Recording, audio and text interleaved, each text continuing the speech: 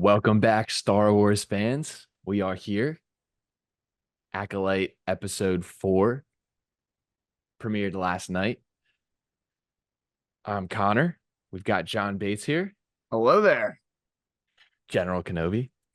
Um, yeah, very controversial week for this episode of The Acolyte. Shocker. Yeah. What going into this episode, we had a lot of I don't know, expectations, or a lot of people were curious to see what happens. So just initial thoughts. What were you looking forward to going into this episode? I mean, I was just looking forward to because the continuation of the first two episodes because we got a whole flashback episode. So I assumed we were gonna get the arc of Kalnaka. Why is this Wookiee hanging out on this jungle planet? Probably May and the Qimir, Qimir? Qimir, Let's go, Qimir. Qimir. We'll go Qimir. Was tracking him down, and I wanted to kind of see that whole thing. So we got that in this episode. So that's kind of what I was expecting going into it. What about you? Yeah, I was expecting something similar. I was thinking we were going to get Kalnaka, and a little bit more into like the backstory of what happened, although we didn't really get that too much. With a little bit of I thought we were going to get some stuff with Soul, him kind of explaining what happened. We didn't get that too much, but hey, I really enjoyed the episode. Let's just go. Like, what are your initial thoughts on this episode? First reactions. What'd you think? First reactions. I'll tell you, I'm gonna demonstrate for the people watching on YouTube what my reaction was when the episode ended. The surrender cobra, immediately into the surrender cobra. I was very like, holy crap, this escalated very quickly. So I really enjoyed the episode. A lot of people shockingly did not like the episode because again, it ruined Star Wars, which we could get into at some point.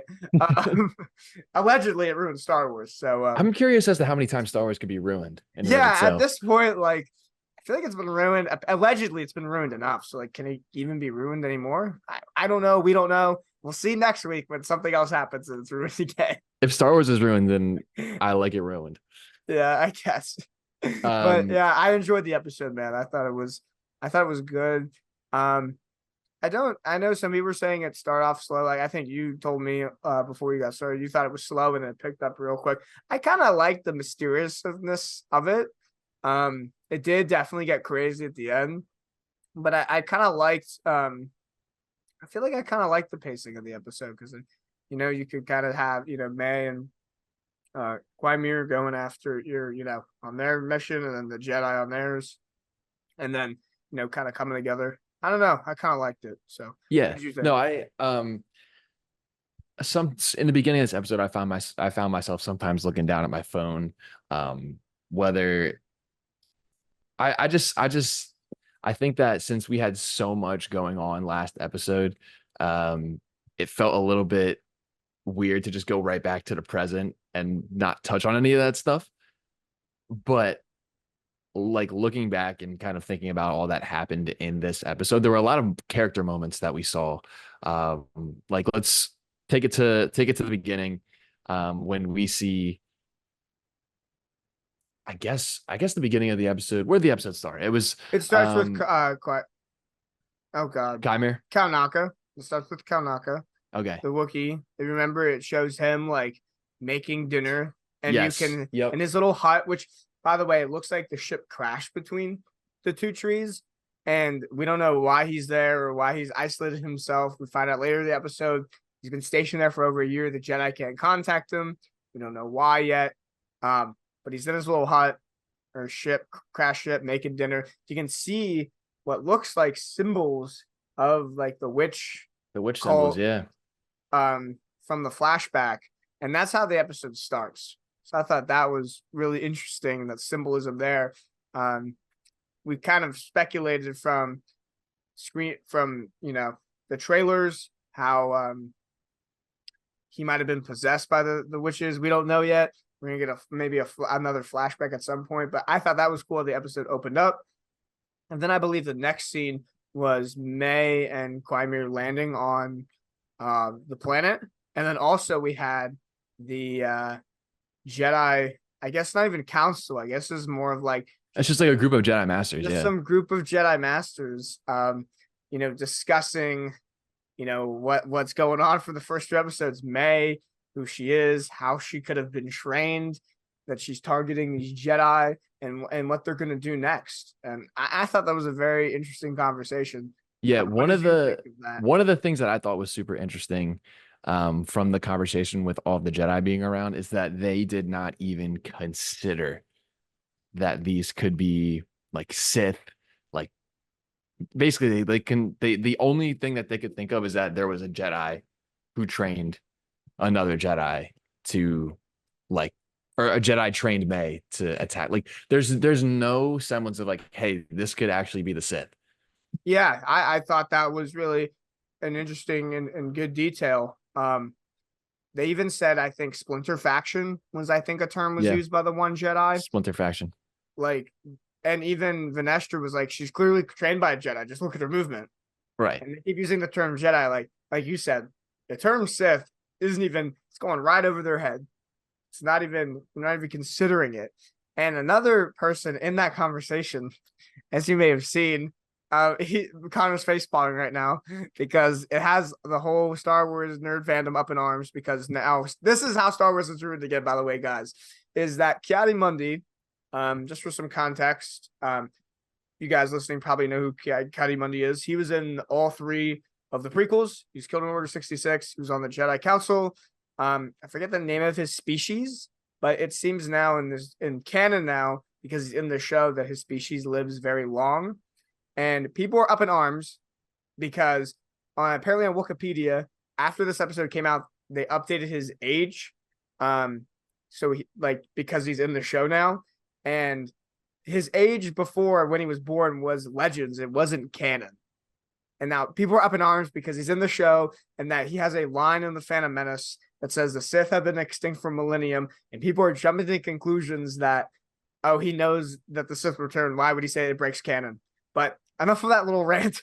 What did you think of Mundi? I hate Mundi. Are you trolling? I despise Mundi just in general. I saw your TikTok video. Were you like? I feel like you were semi-trolling in that, but you actually don't like him. It's a bit that I've done in the past. Is that like Mundi stinks? Like he is I don't care for him at all. He is basically useless in everything that he's in. Sith has been extinct for millennium. Yeah, he just like says things that are completely obvious to the rest of the Jedi. Like, we should go tell the High Council. Like, no, like you don't think anybody has thought of that? Like, oh, what about the droid attack on the Wookiees? Like, I don't give a shit about Mundi at all. So I got upset when I saw him on my screen. Not for the reason that he breaks canon, because it doesn't. But it doesn't. Don't like him. He's just like.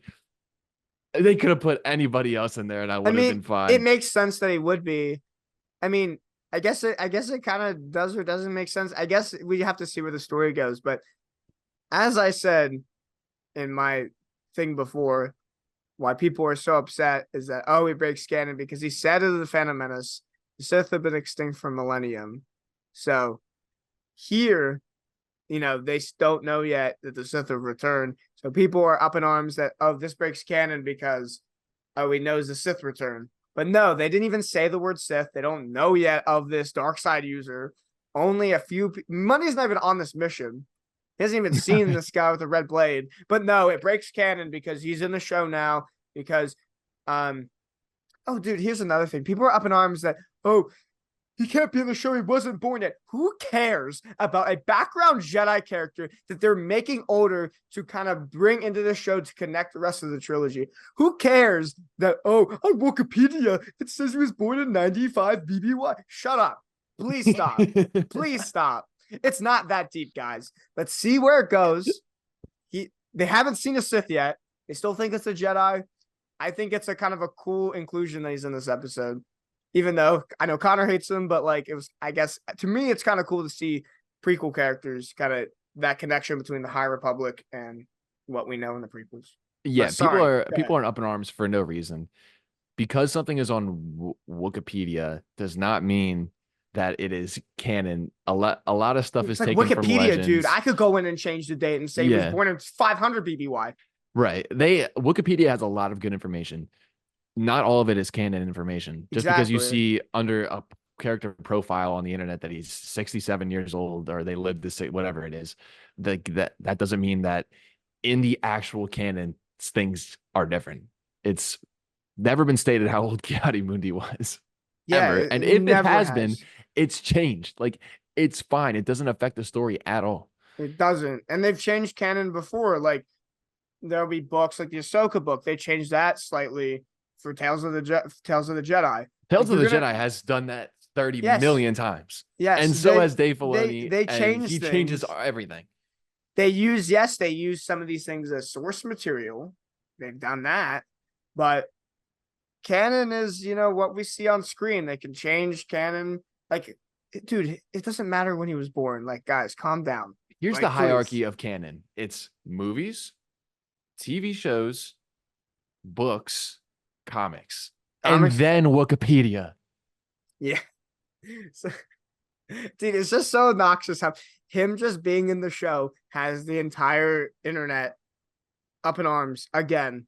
And people are saying this is even worse than last week, which is crazy because Yeah. I enjoy the show, but like just because a character from the prequels that says one line that says like 5 lines in the entire prequel trilogy is in the show, it ruined Star Wars. I honestly wish he dies in this show. Dude, what's gonna happen then? Maybe it'll be a clone Mundi, and that's why he doesn't know about us. Somehow Mundi returns. Yeah, somehow he returns. He was reborn with the midichlorians. Yes, exactly. But no, I think Oh, that conversation in and of itself was probably my favorite part of the beginning of the episode. Just looking into how Vernestra talks about how they can't bring this to the High Council. The High Council includes like Yoda. Like he is like all of these high profile Jedi yeah, are Yarl Proof would have in been the on council. that. Yeah. The High Council. They would have been on the council at that point. Yeah. It's interesting that she says a line where it's like they would be like basically mandated to report it to the Republic and cause like an outrage would be a huge scandal. And the Senate, yeah. Yeah, they couldn't like, do it. That's something that is super interesting to me because like she mentions like the public opinion, like the court of public opinion, like for some reason the Jedi are not trusted as much as they should be, and it's most likely because they're just becoming puppets of the Republic, and there's still some resistance to that from some Jedi, but like it's interesting to see this take place to where we get to basically the Jedi are hand in hand doing the Republic's bidding, fighting a war for them. Yeah, and that's what we see in the prequels, and that's why people distrust the Jedi. So we're even seeing hints of this like 100 some years before the prequel trilogy, which I also thought was really interesting detail.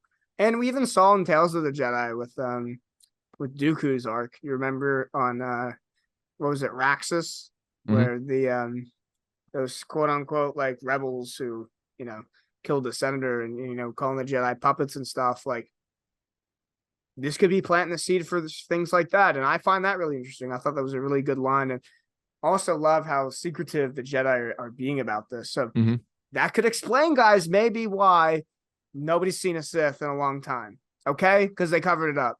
But no, we don't know yet, and we want to jump to conclusions. But anyway, after that meeting, we see Osha. Let's continue on the episode. I won't rant too much anymore. Yeah.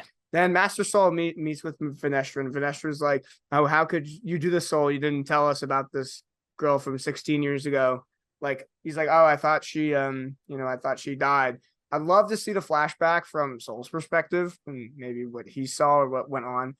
Yeah, because nobody knows. Nobody else know. knows what goes on except for now Soul's the only person who knows what happened, and I guess May and Osha would know, but like nobody else knows what the hell happened on that planet because they are all dead. Everybody's super dead. And jumping ahead a bit, but an interesting line Soul dropped right before May reaches Kalnaka's hut he's like, okay, after we capture May, he's saying this to Osha. After we capture May, I'm going to sit you down. I'm going to explain everything. Yep. So that tells me, guys, we don't know the whole story. So maybe we'll find out why rocks are on fire. Okay, guys? You can calm down. A little fire probably didn't cause an entire base to explode. So we can stop freaking out. Yeah. We'll see what happens. But I thought that's interesting because Soul's definitely not – there's definitely something big that happened. Probably that doesn't make him look great. Yeah. That I think they could never make me hate you, Master Soul. Yeah, they could it wouldn't never make me hate him. I love that guy. Man, that's my Pookie. But there's definitely something that the Jedi did that they're obviously not proud of. Like, dude, Kalnaka was hiding in the forest for a year and a half with no contact. We had Master Torben taking the bearish vow for over 10 years. The one that seemed like semi-unaffected was Master Indara. But, yeah, I mean, she's dead now. But it seems like even Saul kind of walks around with this kind of guilt and regret you can see in his actions and his dialogue from what happened to Osha and May. So something big happened that they're not proud of took place. There's a line that I saw from episode 1, literally the first scene of the show, where May comes up to Indara and is like, we have business, like, fight me. She's like, Jedi don't fight unarmed people. And she's like, yes, you do. So yeah, when May says that, like, they don't attack unarmed people. And she's like, oh yeah, you do. So May knows that whatever they did to the witches was not what Jedi should be doing. Yeah, it probably wasn't great, but hey, maybe we'll find out. I mean, there's only 8 episodes of this show. Maybe we got 4 episodes left. Maybe we'll find out in the next episode or 2 what really happened. So I'm looking forward to that. But moving along with the episode, so Soul convinces Venestra to bring Osha to kind of lure May on this mission. Osha was ready to leave without saying goodbye to Soul. She seemed to have a friendship with Jeki, the young Padawan, which I quite like her character a lot. Yeah. She seems very level-headed, stern Jedi. Yeah. And I'm curious to see how she reacts to what maybe happened to Osha May, you know, because I feel like maybe it could be something that her character then starts to fall to the dark side, because she seems like such a hardcore Jedi, we can do no wrong. And even later in the episode, she has a line to Osha about death that's very stereotypical Jedi. Remember the terrible advice Yoda gave Anakin in episode 3 about after he had that vision of his wife dying? It was kind of on the level of that. So I thought that was very interesting dialogue. But anyway, Osha was ready to say, was just going to leave without saying goodbye. Soul, finds her, brings her along this mission. They have a bunch of Jedi on the ship. A lot of cool looking Jedi. There was a species similar to, I doubt it's Plo Koon, guys. Don't worry, no more canon breaking. Probably wasn't Plo Koon. We have other Jedi on the ship. They get to the planets. They're trying to find this Wookiee before May does. But let's talk a little about May and her in this episode, because she is super interesting to me, traveling with Qimir. We didn't even touch on Qimir. They're chatting up, and Qimir's being a little goofy. Being you're gonna have to kill this person without a weapon, and he's being a little bit unhinged. Dude, he dropped a very interesting line. He was like, your sister being alive doesn't change anything. You made a pact, you made a deal, you gotta fulfill it, you gotta kill these Jedi. Yeah. He's dropping some interesting lines. You know what vibes I'm getting from him? I'm getting original Jar Jar vibes. You know what I'm talking about. Remember the theory that Jar Jar was gonna be a Sith?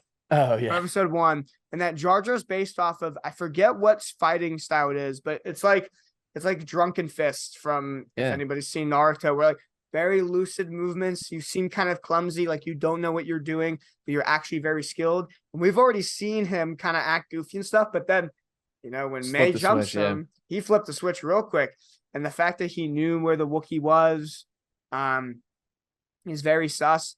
And you brought up a good point when we started this, just switching to this topic, of him kind of questioning May and almost like interrogating her of like, Yeah. oh, how are you going to kill the Jedi without a weapon? Like, how does that even work? And kind of seeing like her thought process of almost like a mini test. Mm-hmm. Because let's get into this. We suspect that he's the guy with the red lightsaber, right? Like, it's kind of obvious that it's him. It seems like he's Darth Teeth to me, you know? Darth Teeth. It's a little bit suspicious that it's kind of obvious. Qimir gets trapped. We don't see him for a little bit, and then all of a sudden there's Darth Teeth right there, knowing exactly where everybody is.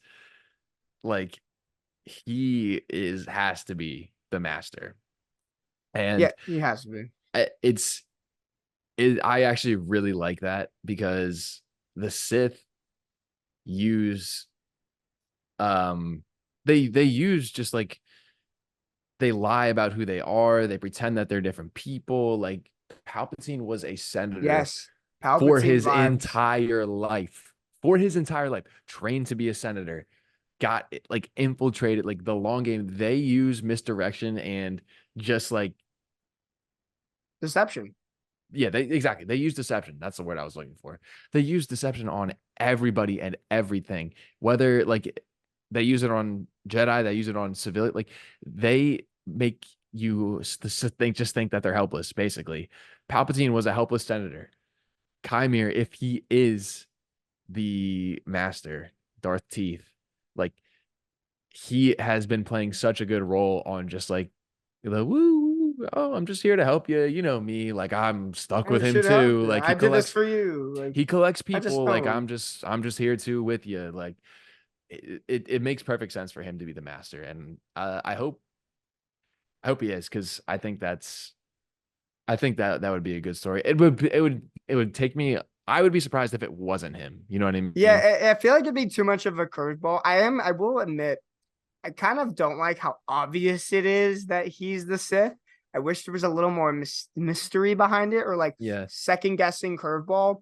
But like, if it's not him, then like, kind of what's the point? Like, is it just some geezer we've never met before? I do suspect if he is Darth Teeth, I'm assuming he's just the apprentice and he's not the Sith master. He's probably the apprentice trying to recruit a Sith to overthrow his master, if I had to guess, because he's quite young. Mm-hmm. Yeah. I agree. I could see Tenebris. I don't know. I think what have I been saying? What have I been saying? You could see Tenebris, or it could be. I would be totally fine with it being a different Sith that we don't know, Plagueis, that we've never seen before. I think Plagueis is a little bit. Could even be alive at this point. A little bit too far back into the timeline, if I'm being honest.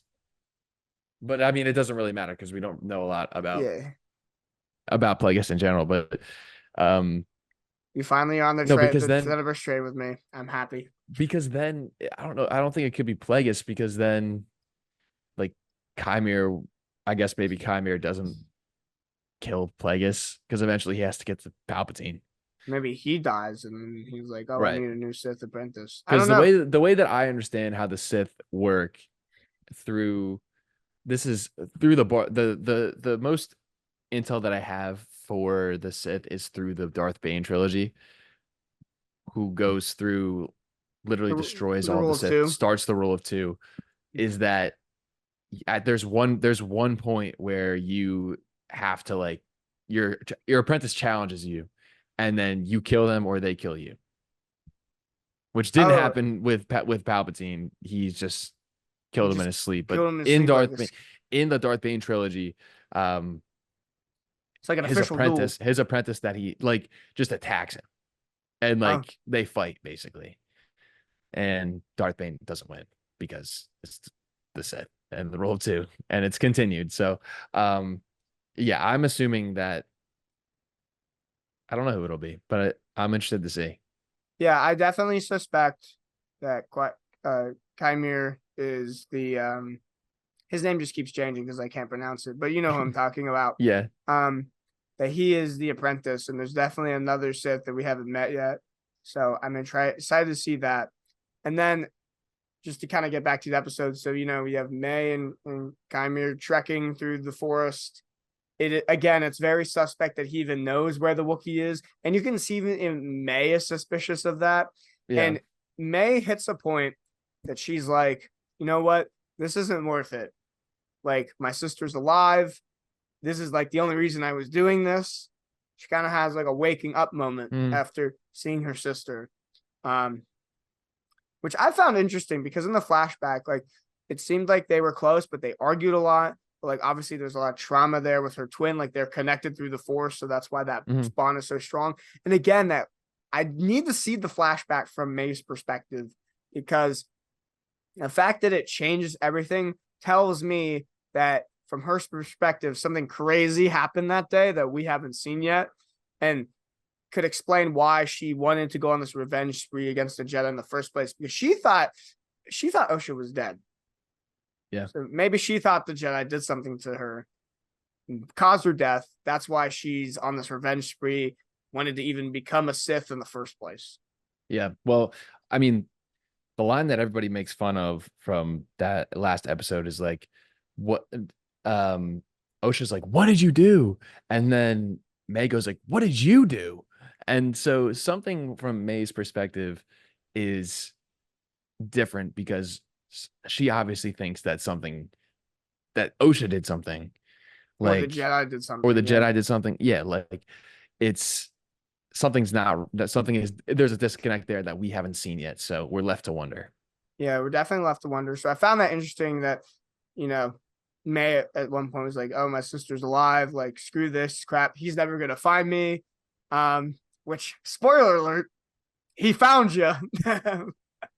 Which, let's get into that. So May, like, traps Qimir, like, on a rope, and is like, oh, it's only 10 minutes off. The Sith guy. It's interesting because she captures Qimir, kind of hangs him. He's like trapped on a rope, hanging upside down, which this is the curveball, is like, maybe he intentionally wanted to get for sure. caught. Oh, for sure. So he could. So if he is Darth Teeth, which he basically pretty much is, you know, it's like, oh, I can't be Darth Teeth. I was hanging upside down this whole time.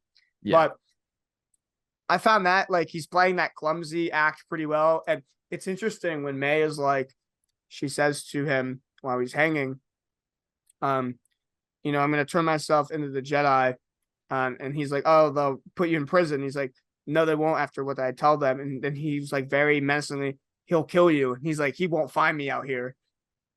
Yeah. And she leaves him. She goes and finds Kalnaka's hut. We didn't talk about this guy, but the little tracker dude that was with the Jedi, which, by the way, I thought was a cool, funny little alien, like, finds May. Basil. What's his name? Basil. Basil starts screaming. So she runs in Kalnaka's hut.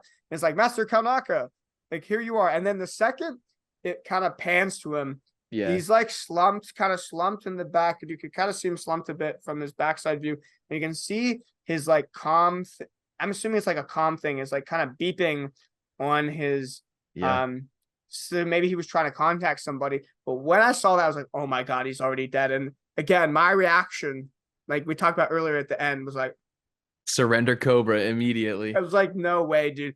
And the poor Wookiee, who we didn't get to really meet, which I thought was cool, was kind of a curveball, was already dead because the Sith killed him. And May's like shocked, but she's like, he's here. And like the light changes and it goes dark. And she is like terrified of this guy. And this is the best part of the episode. Yeah, get it. When we see, so all of the Jedi pull up outside of Kalnaka's hut, and it's like, hey, like, we know you're in there. Yeah. Like, you got to come out. And then we see kind of his demeanor changes a little bit. You can tell that he senses something, and he like starts to turn around. And then you like, in the background, we're looking, I think, from like Osha. We're looking at Osha. Like straight at Osha. Like, she's like focused on her. In the background, we see this dark figure just like float down, which was like so crazy. And he gets there, and like, we all turn around, like all of the Jedi turn around. They're like, what is Jackie's that? Like, what is that? Yeah. They're like, stop right there. Identify yourself. And he just keeps walking towards towards Osha, which I found it interesting. This is another reason why I think it's Qimir is the Darth teeth. Is remember in the second episode when he kind of walks up to May or walks up to Osha, You look kind of just like her. Like her, and he kind of walks up very slowly. Yeah. Just like the Sith does at the end here, kind of walks up to her slowly, ignites his lightsaber right next to her, and Soul's like, get back. And then he just kind of flings her to the side. He just goes, bleep. Boop, like, see you later. And then all the Jedi rush him, and he just does a force push. Yep. And the episode ends. And you're like, oh my goodness, we're about to have a crazy fight. Like all of these bulls are about to die. All of them. Like he just forced that force push was so crazy. Oh, it was crazy. And then after he flicks Osha out of the way, they pan to his face, and it's almost like a horror film where he just like we see his mask and he looks right, basically like almost breaks the fourth wall kind of, and just like we see him in his mask, and his mask is so dude, I feel like we could talk for like 20 minutes just on his mask. It looks like it gives me Knights of Ren vibe. I also want to say I heard this somewhere, I forget the term in Japanese, but the way it's constructed is like Kylo Ren's mask was, I think, in episode 8 when he kind of like put it back together. Forget what that Japanese technique is, where like something is like reconstructed and you can see like the singe marks of like where it's built. Do you know that term? I don't know the term, but that's exactly what you know I was what I'm talking about. Was, like, it seems like he reforged rigid. His helmet the same way that Kylo did in episode 9. Oh, it was 9. Yeah, where he because in episode 8 he breaks the helmet, that's and then what episode 9 he builds it back up. It like the aesthetic of him, and him like wearing all black with a cloak that's like you can barely see his silhouette. Like it was perfection. That is what a Sith should be. And it was a crazy entrance. The music, the sound effects that happen when he comes in and is like, that left me like speechless. I was like, that left me speechless. Yes. And I had if I'm being honest, I had trouble remembering the beginning of the episode on this podcast, because all I remember from the episode was him just pulling up and shitting on all of those. Yes. Jedi. Like, dude, talk about an entrance from a Sith and just like the fear that he brought. And also, it's crazy that like in the episode, Osha can like she basically runs into like a giant bug at one point in the forest as they're trying to find Kanaka, and she like can kind of reconnect to the Force. So she can feel the Force again, and you can just see like the fear in her eyes is like she senses this guy, and you just see this like silhouette in the background just float down. You're like, oh my goodness. Like, she looks terrified. And he brings that like terrifying, menacing, like Sith feel to him. Yeah. And it was crazy. At the end and of the episode. It's different than any other Sith Darksider that we've seen too. Like, Palpatine is like an old man. Like, even though like he doesn't bring that, like, we can't tell any features from this bull's mask. It's just like flat, cracked, and he is God, I love it. It's my number one new favorite mask that we have in Star Wars. Yeah. It was the guy who gets killed by Ahsoka, one of the Inquisitors, where he's got that like bird mask almost, but now it's Darth teeth, because he's got like the glitter thing right here. Oh, it's lovely. Which brother was that?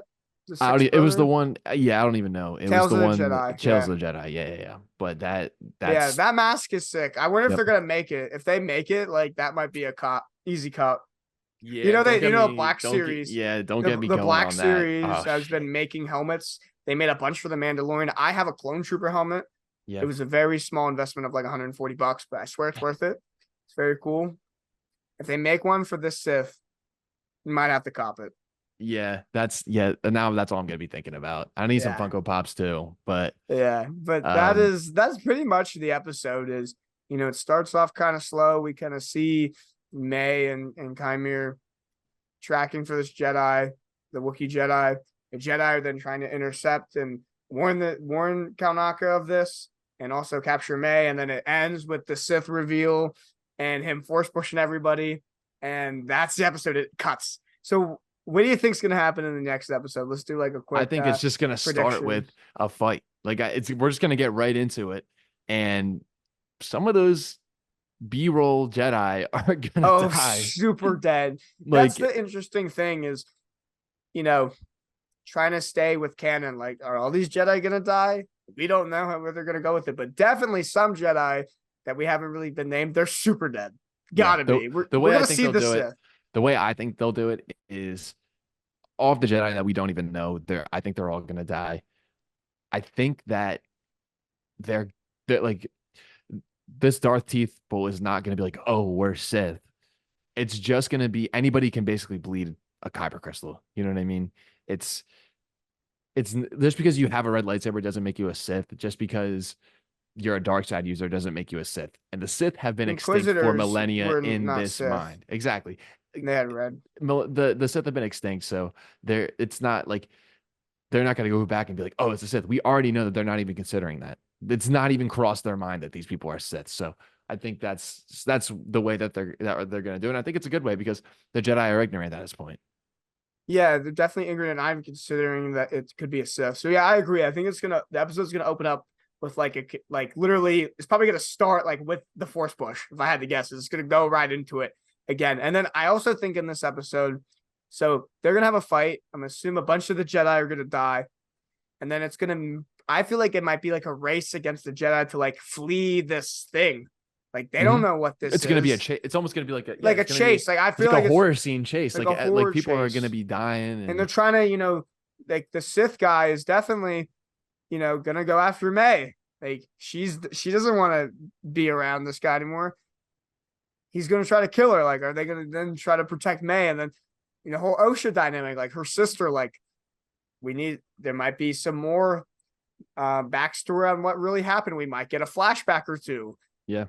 There's a bunch of ways it could go. Yeah. But I think it's going to be a crazy episode because it's going to start with this giant lightsaber fight, which, by the way, I hope this lightsaber fight, I don't know if you've ever seen this. There's a fan film. It was a Darth Maul fan film where like he fights like 5 or 6 Jedi and like they eventually all die. If it's something like that where all these Jedi are fighting the Sith and he just kills a bunch of them, it's going to be crazy. Yeah. I'm excited for the next episode. I don't honestly, we don't really know where this could go after. It could go a million different ways depending on what happens in the first 10 minutes of next episode. Yeah. So I'm excited. Me too. I think this was a good episode. The ending of this episode was the best at this point this show has been. I feel like most excitement. Yeah. So I'm excited to see where it goes.